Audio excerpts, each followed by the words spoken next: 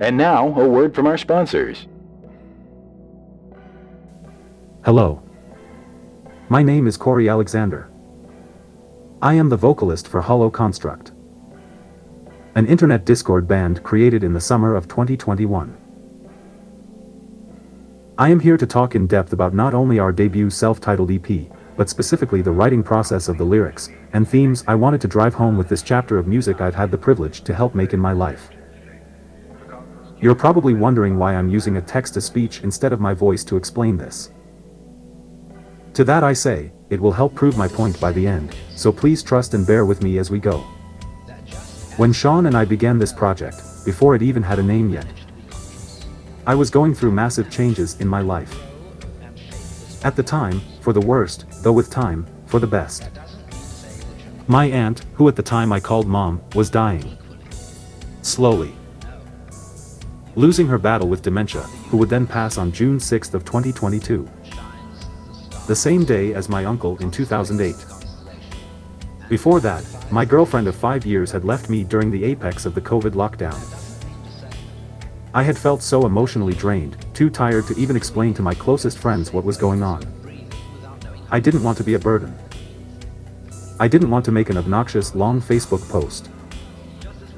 Most people in the local scene I used to be close friends with became distant anyways. So, I decided to delete my account for good.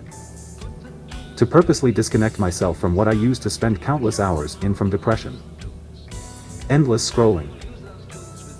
The occasional post that may have made me chuckle a little, but then followed by something that would enrage me. I had had enough. So, I focused solely on my new band and Discord friends, who soon turned into my best friends, let alone bandmates. Considering everything I went through mentally during and after taking care of my aunt, I have a strong feeling I wouldn't be here typing this if it weren't for them. And if any of you are listening, you know who you are. Thank you. Now keep that context in mind as we continue. Soon after we wrote our first instrumental together, we met Howard, who we immediately clicked with and quickly became friends with. We only had to ask him once to join the group and help us. He's been our producer, mixer, bassist, advertiser, and brother ever since.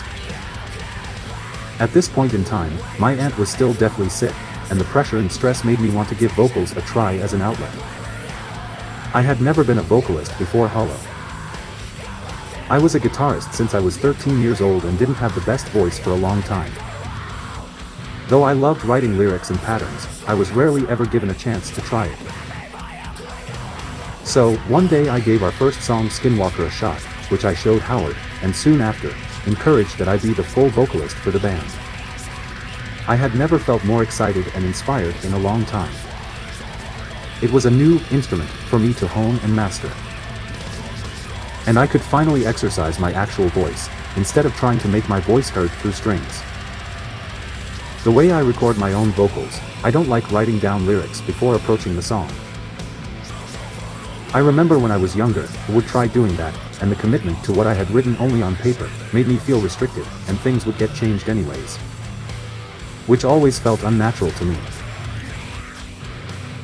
So, what I do is I bring up the song in Reaper, and after a few warm-up screams, I feel the pace and rhythm, and whatever words come out, is what I'll be feeling in the moment, and then when I find a good starting source that I recorded, I would keep building on that. Until eventually I had stitched together something that not only musically felt good, but felt genuine and impactful to me. Meaning everything you will ever hear vocally from Hollow Construct are real, in the moment, and sometimes vulnerable moments of me. Even covers that we've done, I find some way to spin my style and story into the song. For example, listen to our cover of 96 Quite Bitter Beings by CKY, and you'll get an idea of what I mean. Skinwalker, the very first track on the EP, is not only a reference to one of my favorite and in my opinion, one of the scariest creepypasta stories out there. It is also a spiteful outlook on fake woke culture. The type of people that would talk about positive vibes, and encourage positive intention and energy, but then take drugs to open their third eye. And push people away from them, even people that cared about them, who ironically watch them turn toxic and into someone they no longer know. A skinwalker. This song, along with the next we will talk about shortly, were negative emotions and feelings I had towards my ex. Words I wish I had said sooner instead of taking and absorbing as much as I did. I wanted her to stay so badly, that I let myself believe that I in fact was the toxic one, as she would promptly remind me on our rides home from work, before she dropped me back off to take care of my aunt. The second song, Radio Silence, goes deeper into that subject, along with my dwindling mental health of taking care of my aunt, while watching someone I used to love, turn into someone I no longer knew. I remember the song Change in the House of Flies by Deftones used to make me cry during that time. The fact I can admit that is a sign of progress that I'm proud of. The opening lyrics. I wasn't done, not like it matters to you when your narrative weighs more than the truth. Go ahead and tell me more about suffering. The more I sleep, the less I want to wake back up ever again. These are blatant and to the point emotions of how I did and sometimes still feel towards her. At the same time battling not only my depression, but with what Howard describes as imposter syndrome. The negative thoughts in my head that would tell me to give up. Sometimes driving me to physically harm myself by punching and bashing my own face in. All while taking care of my aunt who was losing her memory more by the day. And begged me not to send her to a hospital or nursing home. I'm not proud of it, but it's something I've gotten much better at confronting in recent time. In a way, the first half of this EP is a breakup-themed pace. Which I did not intentionally do, but is just how it came out. This was the first single we released just because of how much we enjoyed it, and the reaction it got out of people was our sign that we were onto something. The third song. Cogito ergo sum. Meaning. I think therefore I am. Started as a melody and rhythm that I had laid down on the spot, after having probably one of the most heartbreaking conversations I could ever have with my aunt. Sad. Empty. Alone. Hollow. I wrote that song in 2 nights, and many of my Discord friends were there in our voice chat channel when I wrote it. It is many of our closest friends' favorite for that reason. The lyrics, however, are from a very different source, and fit the narrative of what I was feeling while paying homage to the source material. At the time I was obsessed with the video game, heavily based on the book, I Have No Mouth and I Must Scream, by Harlan Ellison. I loved point-and-click games, and I also loved surreal and psychological horror-based stories. The monologue sample you hear halfway through the song is even Harlan himself voicing the main antagonist Am, and is ripped from the opening monologue of the game. While the game at times was cheesy and even some would say badly made, I was fascinated by the core elements of the story. 5 humans, trapped with a twisted and out-of-control AI system, tortured for eternity, until their personal guilt and regrets were cleansed. Swing backwards forever. Find solace in silence. Can you find a way back home on your own? Swing backwards forever.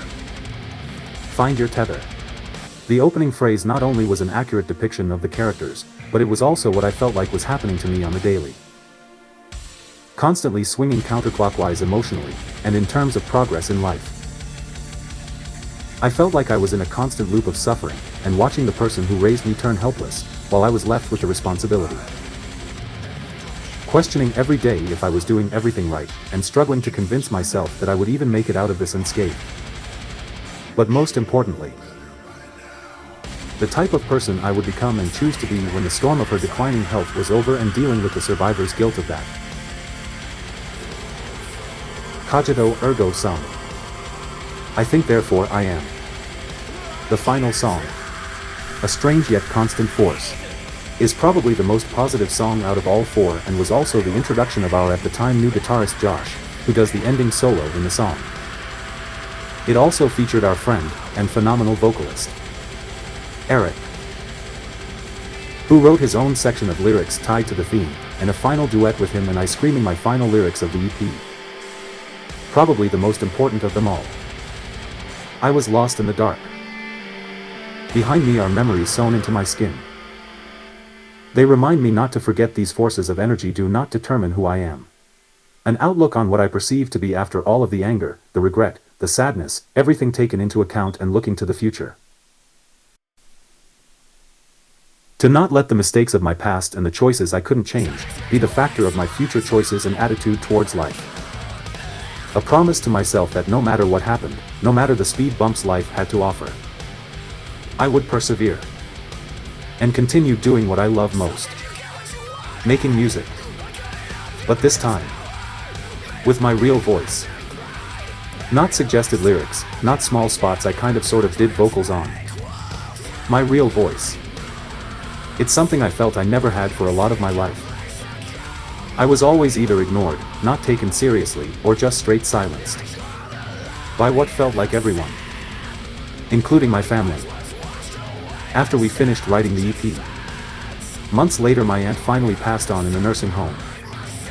Who could barely tell I was in the room with her the last conversation we had. My family ties and story are a subject that will be tackled in later releases. But for now, this EP means everything to me. I am so beyond grateful I found friends that let me find and use my voice, and have a blast while doing it. Ever since I picked up vocals, my outlook on music and bands have changed so much. I see so much more of the art when I don't have to worry about the riffs being played correctly for once. In turn has affected the way I see art in all mediums. That's my biggest goal from becoming a vocalist. I want to be as honest as possible with my words and show the types of patterns and pacing you can do when you really cut loose. Most importantly, it's something I can be proud that I left behind when my own time comes. In closing, this is why I use the text-to-speech. Is because this is the last time you'll hear a synthetic version of my voice and expression. From now on, like it or not, I have a lot to say. And I'm confident enough to lay down more and more songs to come. And for that reason, We are Hollow Construct, and I am the hollowest of them all.